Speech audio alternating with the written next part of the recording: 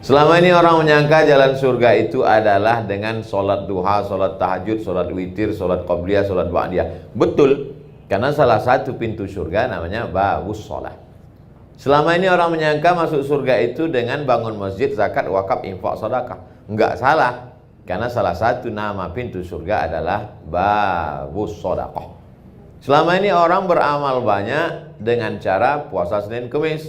Begitu lulus puasa Senin Kemis, puasa Nabi Daud. Begitu kuat puasa Nabi Daud, dia puasa dahar. Puasa dahar itu puasa sepanjang tahun, dilakukan oleh Sayyidatuna Aisyah dengan Abdullah ibnu Umar.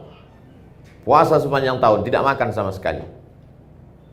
Tidak salah, karena memang ada pintu surga namanya Babur Rayyan, yang hanya dimasuki la yadkhuluhu illa shaimun, tidak dimasuki oleh orang yang berpuasa, kecuali orang yang berpuasa.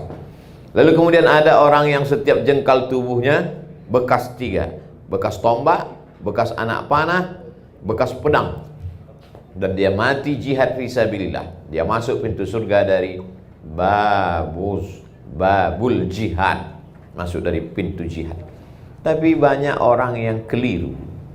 Dia anggap kalau dia sudah hijrah, kalau sudah taubat, lalu dia tidak sakit lagi, dia tidak macet, sulit, susah hidupnya. Jadi banyak itu yang mengeluh ke saya pakai nomor baru, karena kalau nomor lama ketahuan.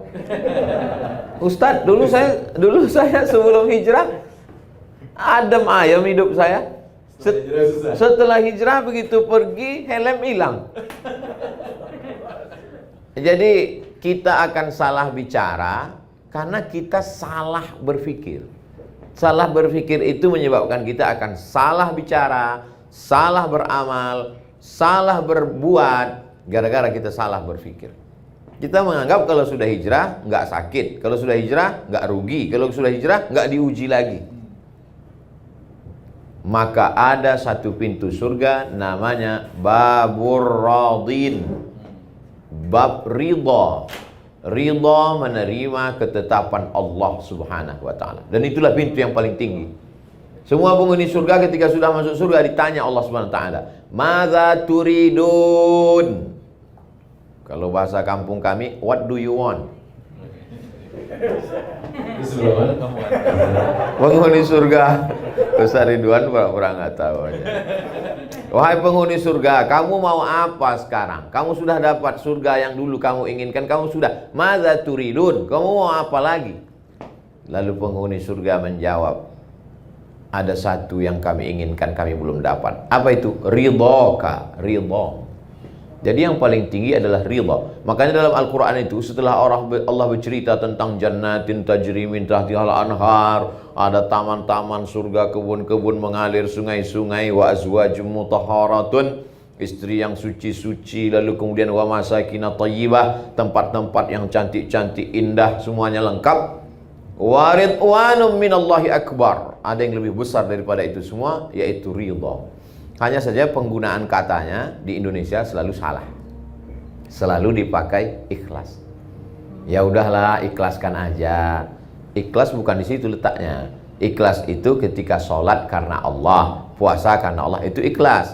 Kalau plong menerima ketetapan Allah, itu namanya bukan ikhlas, ridha. Tapi kita udah terlanjur salah, ya udahlah, kita teruskan aja kesalahan itu.